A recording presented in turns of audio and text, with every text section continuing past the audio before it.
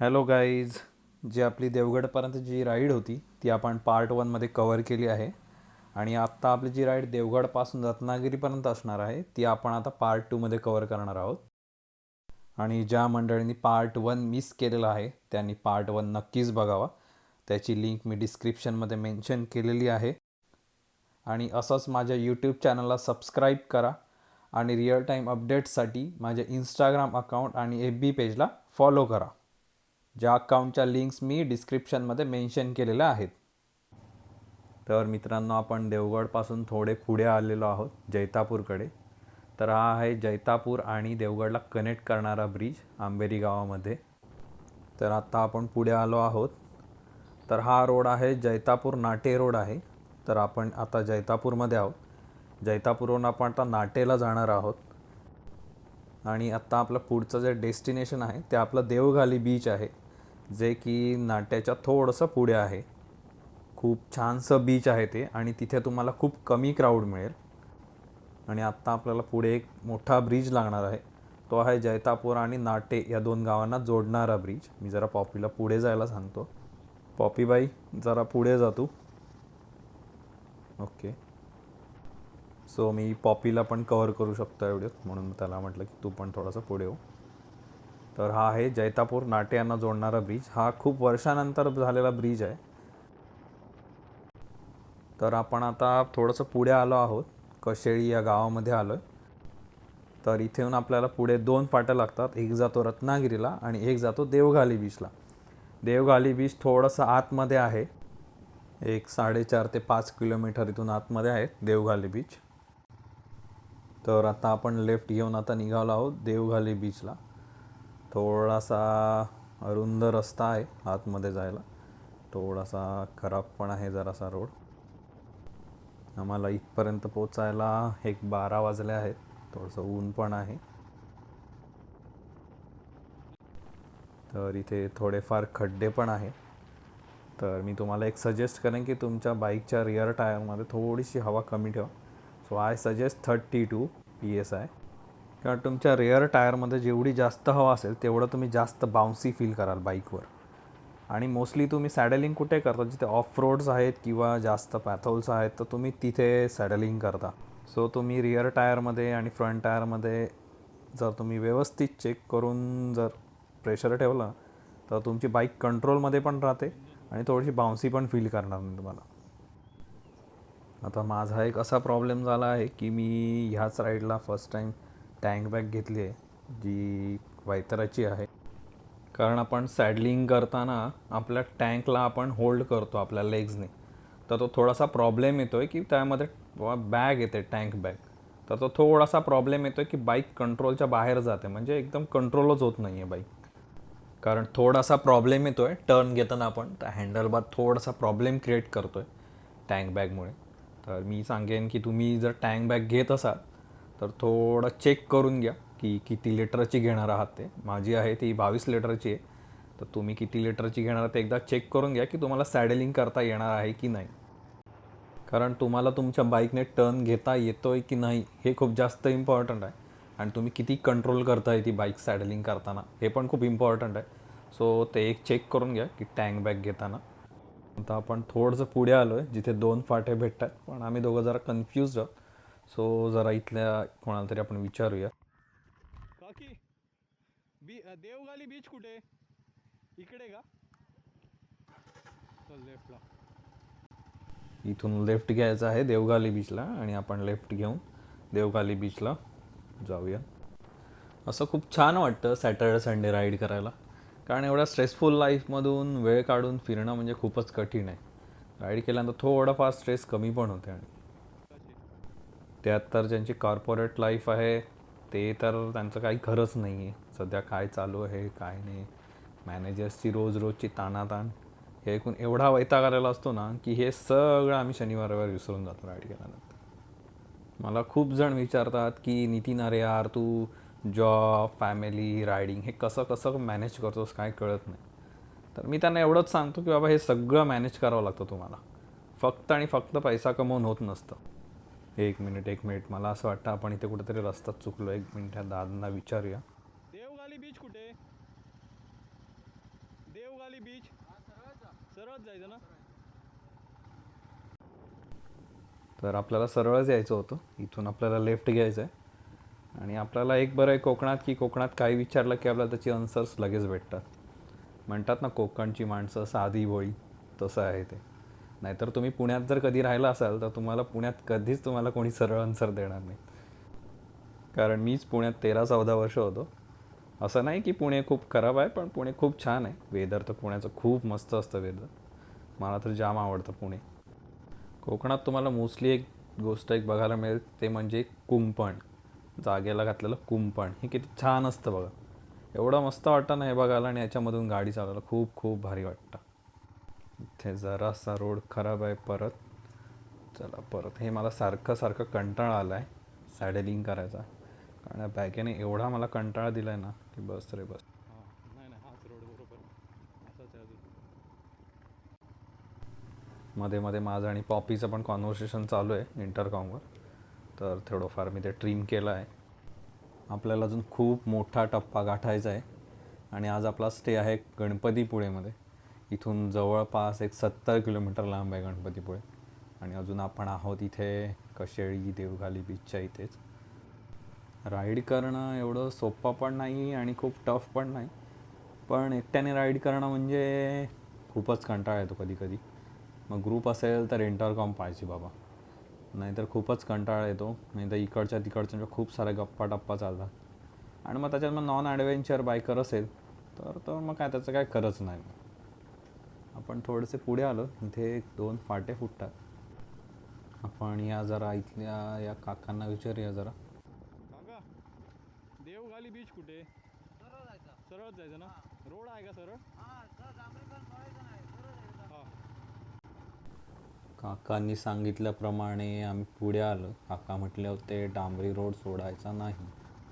जर तुम्ही कोकणात आलात आणि जी आतमध्ये ही गावं आहेत ना, तर तिथे जर तुम्ही रोड बघितलात ना तर तुम्हाला असेच सापडतील की चांगले नाही आहेत, खड्डेच आहेत खूप सारे. तर हेच चालू आहे. एक तर गव्हर्नमेंटचं लक्ष नाही आहे, आणि दुसरं म्हणजे हेवी रेन. ही 2 कारणं आहेत तिथे, ज्याच्यामुळे तुम्हाला रस्ते चांगले भेटणारच नाहीत कोकणात. गावागावात हाच प्रॉब्लेम आहे जास्त करून. इथे थांबतो जरा, पॉपीची वाट बघतो. जर असं मागे राहिला पॉपी. कुठे गेला हा? आला आला आला. चल जाऊया पुढे.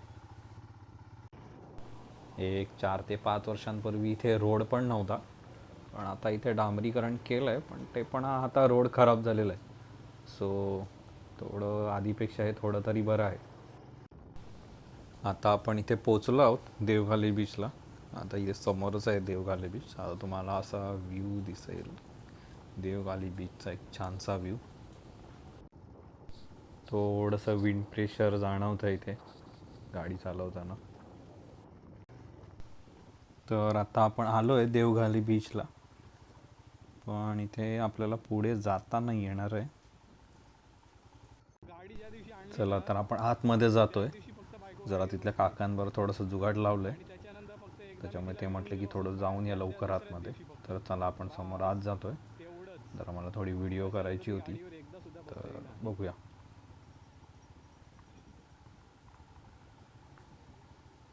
नाही नाही त्याच्यानंतर हे कसं आहे आमचं देवघाली बेबीचं होतं बीच. ना, त्याच्यामुळे थोडंसं गाडीवर पुढे बसवलंच नको नाही जायला, मागे. नाही तर असं झालं. तसाच वर जाईन बहुतेक. इथे उभी लाव गाडी. इथे जरा आपण थांबूया आणि थोडंफार फोटोशूट करूया, आणि मग आपण इथनं निघूया. हे आहे देवघाली बीच. आपण वरूनच बघणार आहोत देवघाली बीच, कारण खूप खाली जावं लागतं. आणि आम्हाला तर सध्या तरी ते पॉसिबल नाही, कारण रायडिंग शूज आहेत आणि रायडिंग शूजमध्ये चालायला अजिबात जमत नाही. तर आम्ही इथेच थांबून थोडे फोटोशूट करून घेतो, आणि मग आपण इथून पुढे रत्नागिरीला निघूया. तर आपण आता देवघाली बीचवरून टुवर्ड्स रत्नागिरी चाललो आहोत. तर आत्ता आपण पोचलो आहोत इथे गावखडी बीचच्या जवळ. हा आहे मस्त गावखडी बीचचा व्ह्यू. खूप छान वाटतं इथे रायडिंग करायला. हे बीच आपण उद्या कवर करणार आहोत, आपण रिटर्न येताना. कारण आपल्याकडे तसा खूप कमी वेळ आहे रत्नागिरीला पोचायला. इथून रत्नागिरी जवळपास एक 25 किलोमीटर आहे. आपल्याला हार्डली एक 35 to 40 मिनिट्स लागतील रत्नागिरीला पोचायला. थोडंसं पाऊससुद्धा चालू आहे, पण काय प्रॉब्लेम नाही, आम्ही रेन कवर्स कॅरी केलेली आहे. हा आहे गावखडीचा ब्रिज, जो की रत्नागिरी आणि गावखडीला जोडतो. हे लेफ्टला आहे गावखडीचं बीच. इथे जवळपास पूर्णगड किल्लासुद्धा आहे. एक हार्डली 1.5 to 2 किलोमीटर आहे इथून. तर आता आपण आलो आहोत रत्नागिरीमध्ये. रत्नागिरीमध्ये आपण एंट्री केलेली आहे. रत्नागिरीच्या एंट्रीलाच इथे लेफ्ट साईडला जे बीच आहे ते आहे भाट्ये बीच.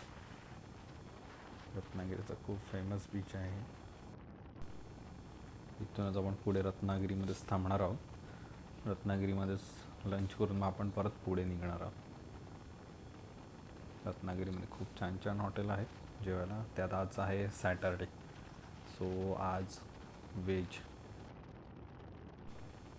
हे लेफ्ट साईडला दिसतंय ते पूर्ण भाट्ये बीच आहे. खूप मोठा बीच आहे रत्नागिरीचा. तर आपण रत्नागिरीत एंट्री केलेली आहे. आहे पोलिसांचा चेक नाका, जो की भाट्ये बीचच्या तिथे आहे.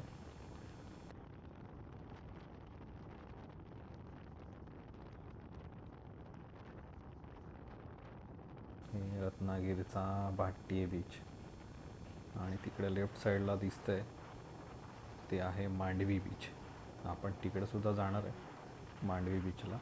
जस्ट एक विजिट करून येऊया मांडवी बीचला. ते पण खूप छान आहे मांडवी बीच, रत्नागिरीचं एक दुसरं फेमस बीच. तर आम्ही आता रत्नागिरीतून लंच करून पुढे निघालो आहोत. आम्ही लंच करायला ॲक्च्युली गेलो होतो मिथिला हॉटेलमध्ये, जे की व्हेज रेस्टॉरंट आहे मारुती मंदिरला. पण तिथे आम्हाला लगेज त्यांनी कॅरी करायला दिलं नाही हॉटेलमध्ये. मग आम्ही तिथून निघालो, कारण लगेज कुठे बाहेर ठेवू शकत नव्हतो, खूप इम्पॉर्टंट थिंग्स होत्या. सो आम्ही तिथून निघून मग दुसरं हॉटेलमध्ये गेलो, जे की रत्नागिरी डायनिंग आहे माळनाक्यात. ते पण खूप छान रेस्टॉरंट होतं, खूप छान जेवण झालं तिथे. आता आम्ही जाणार आहोत पुढे मांडवी बीचला. जस्ट एक मांडवी बीचला जाऊ, तिथे एक जस्ट विजिट करू आणि परत आपण गणपतीपुळ्याला निघू. हा आहे रत्नागिरीचा आठवडा बाजार एरिया. याच्या पुढेच थोडंसं 1-1.5 किलोमीटरवरच मांडवी बीच आहे. तर हे आहे मांडवी बीच. आपण मांडवी बीचला आलेलो आहोत. हे पण छानसं आहे. इथे इव्हनिंगला तर खूपच क्राऊड असते. कधी कधी गाडी लावायला सुद्धा इथे जागा नसते, एवढं छान बीच आहे इथे पण.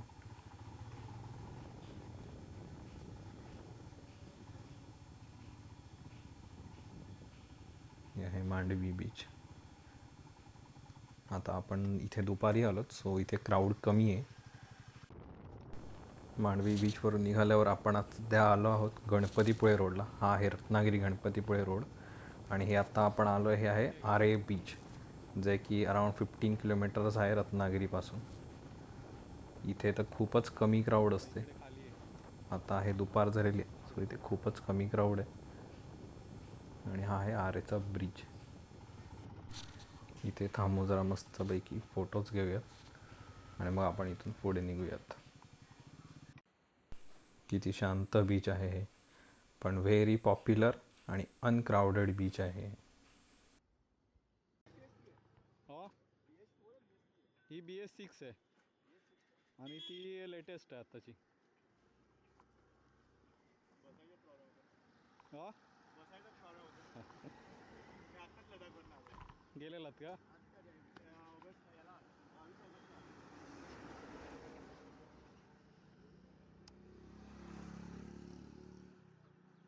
कुठले आहेत तुम्ही, इकडचे आहेत की मुंबई? असेच आम्हाला सगळीकडे रायडर्स भेटत असतात आणि असंच आमच्या सगळीकडे ओळखी होत असतं. चला आता आपण इथून पुढे निघूया गणपतीपुळ्याला. इथून गणपतीपुळे जवळच आहेत, एक हार्डली 10 किलोमीटर असेल इथून. तर आपण इथलं काही व्ह्यूज बघूया आणि मस्तपैकी गणपतीपुळ्याला जाऊन थोडी रेस्ट करून गणपतीच्या दर्शनाला जाऊयात. आरे बीचवरून थोडंसंच पुढे आल्यावर इथे लागतं हे वारे बीच. काही जणांना असं वाटतं की आरे वारे बीच हे एकच आहे, पण मागे जे गेलं ते आरे बीच होतं आणि आत्ता आपण जे आहोत हे आहे वारे बीच. हे लेफ्ट साईडला जे आहे ते वारे बीच. आता आपण येताना एक 2 ते 3 बीच स्किप केलेली आहे, जी आपण उद्या घरी रिटर्न जाताना बघणार आहोत. कारण आपल्याला आता लेट पण झालेलं आहे, गणपतीपुळ्याला जायचं पण आहे आणि आपल्याला हॉटेलचं चेक इन पण करायचं आहे. सो खूप वेळ जाईल याच्यात. त्याच्यानंतर आपल्याला आज गणपतीपुळे मंदिरात पण जायचं आहे बाप्पांच्या दर्शनाला. आणि आज त्याच्यात आहे संकष्टी आहे. मला पण माहीत नव्हतं. मला मध्येच फोन आला वाईफचा. तिने मला सांगितलं की आज संकष्टी आहे. सो खूप चांगला दिवस आहे बाप्पांचं दर्शन घ्यायला.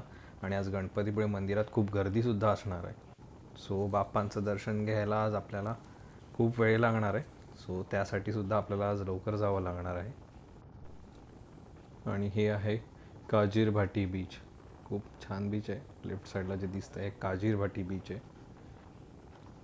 हे पण आपण उद्या सकाळी येताना इथे थांबणार आहोत.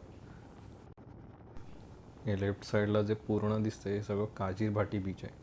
खूप छान आणि शांत बीच आहे हे पण. इथे पण खूप कमी क्राऊड आहे. इथून खाली जायला आहे बीचवर. आता आम्हाला इथून पुढे निघायला हवं, कारण आम्हाला सारखा हॉटेलमधून फोन येतो आहे, चेक इन कधी करणार आहे, चेक इन कधी करणार आहे. थोडंसं लेट पण नको. थोडंसं जातो आम्ही, आवरून घेतो जरा. थोडं आज खूपच दमलोत आम्ही दिवसभर, उन्हातून खूपच फिरलो. थोडं मस्तपैकी जातो, थोडंसं फ्रेश होतो आणि मग आम्ही मंदिरात जातो. तर आम्ही आलो आहोत हॉटेलच्या थोडंसं जवळ, जे की मी ऑनलाईन बघून खूप सर्च करून हे हॉटेल फायनल केलं होतं. आता आम्ही आलो आहोत इथे. हे हॉटेलचं नाव आहे हॉटेल सी किंग, ज्याचे सर्व डिटेल्स तुम्हाला माझ्या इंस्टाग्राम अकाउंट्सवर मिळून जातील.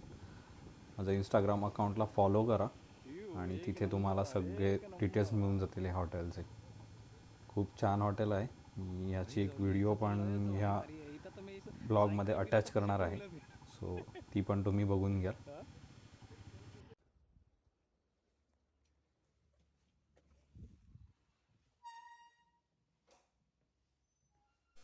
ही आहे आमची रूम, जिला छानसा सी फेस व्ह्यू आहे.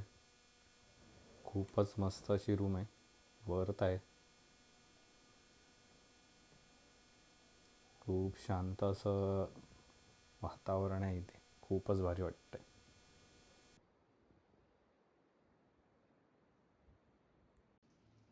नेमकं बाहेर जायचं आहे आणि पाऊस पडला, सो आम्ही थोडा वेळ टाईमपास करत बसलो. फ्रेश होऊन आम्ही गणपतीपुळे मंदिरात आलो आहोत बाप्पाच्या दर्शनाला, आणि इथे खूपच गर्दी आहे. आम्ही पण दर्शन रांगेत उभे आहोत. आणि आता आमचं बाप्पाचं दर्शन घेऊन झालेलं आहे, पण आतमध्ये मोबाईल अलाउड नाही, सो बाहेरूनच मला व्हिडिओ करावा लागला.